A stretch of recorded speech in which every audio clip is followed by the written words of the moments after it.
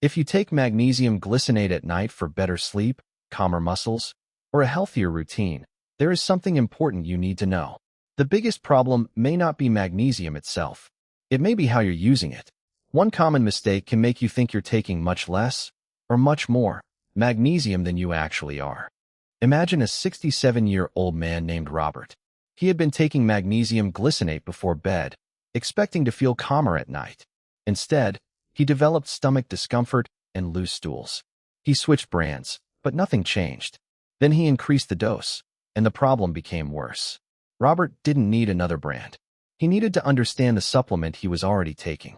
Magnesium is an essential mineral involved in hundreds of processes, including normal muscle and nerve function. But more is not automatically better. Your body responds to the actual amount you take, your medications, your health conditions, and the magnesium you already get from food and other supplements. That's why today we're looking at 5 important mistakes you should avoid. Mistake number 5 is looking at the big number on the front of the bottle instead of elemental magnesium.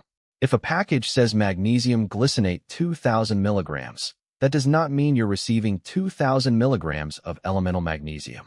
The elemental amount is what matters.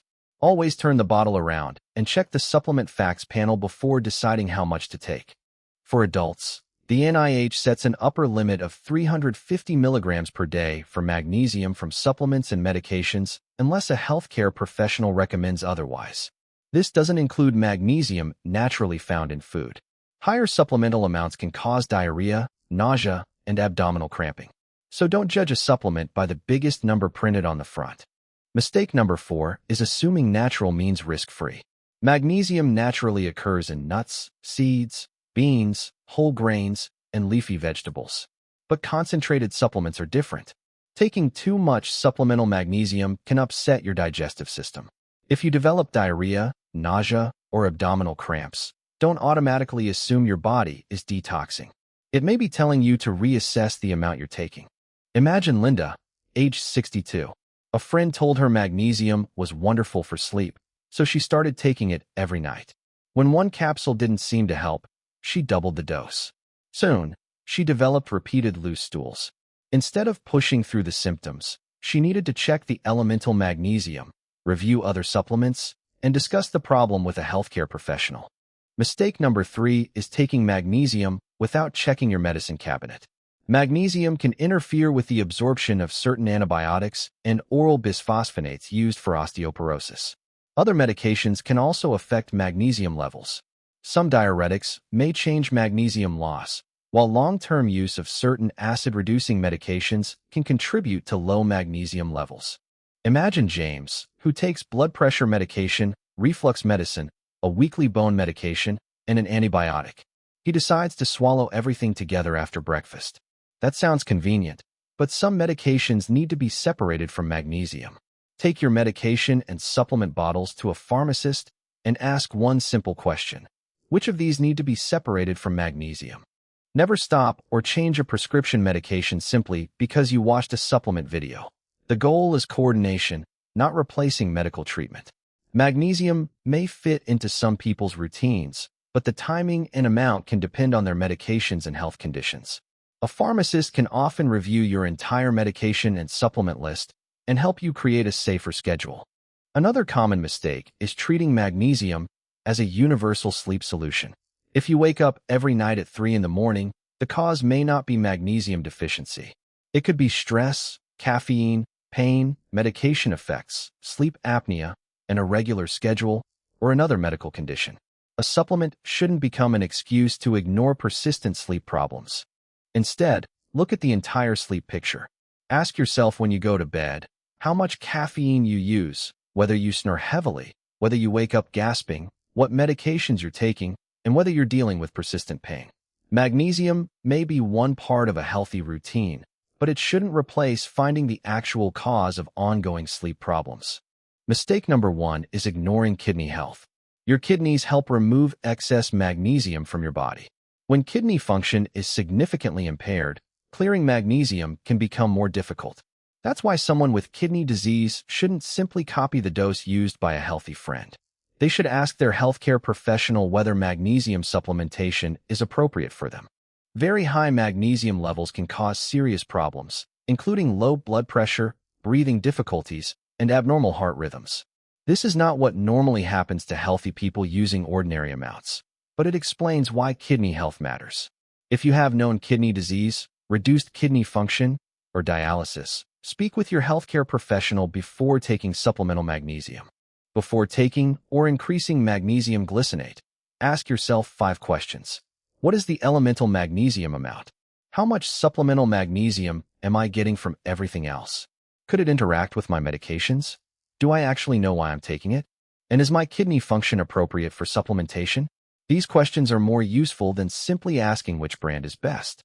Now consider another common problem: changing the dose without knowing why. You take magnesium, don't notice a dramatic improvement, and assume you need more. Then you increase it again. But what problem are you actually trying to solve? Sleep? Muscle cramps? Dietary intake? A confirmed deficiency? Or did someone online simply tell you that everyone should take magnesium? Now consider another common problem: changing the dose without knowing why. You take magnesium, don't notice a dramatic improvement, and assume you need more. Then you increase it again. But what problem are you actually trying to solve? Sleep? Muscle cramps? Dietary intake? A confirmed deficiency? Or did someone online simply tell you that everyone should take magnesium?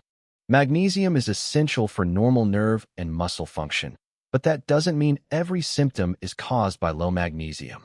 Muscle cramps, fatigue, and sleep problems can have many different causes. If a symptom persists and magnesium isn't helping, repeatedly increasing the dose may delay the real answer. Sometimes the smarter move is to investigate the symptom instead of adding more supplements. There's also a common internet myth that magnesium must always be taken on an empty stomach. That's not a universal rule.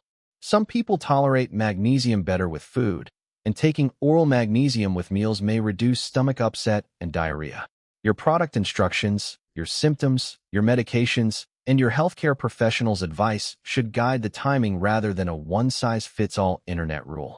If you're considering magnesium glycinate, use a simple framework. First, define why you're taking it. Second, check the elemental magnesium amount. Third, calculate your total supplemental intake. Fourth, review your medications. Fifth, consider kidney health. Sixth, watch for side effects. And finally, remember that a bigger dose does not automatically create a bigger benefit. Magnesium can also come naturally from foods such as nuts, seeds, beans, whole grains, and leafy vegetables. These foods provide magnesium along with fiber, protein, vitamins, and other nutrients. A supplement may have a role for some people, but it shouldn't replace a balanced eating pattern. Sometimes better health doesn't come from adding another product. It comes from improving what you're already doing.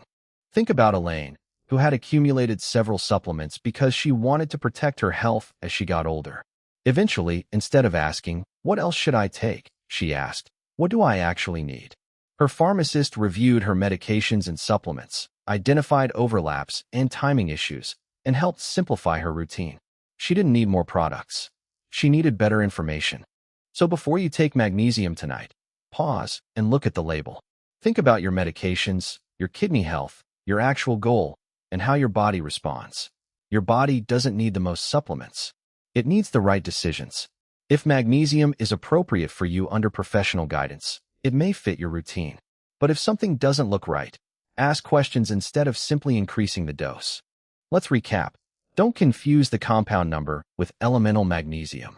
Don't assume natural means risk-free. Check medication interactions.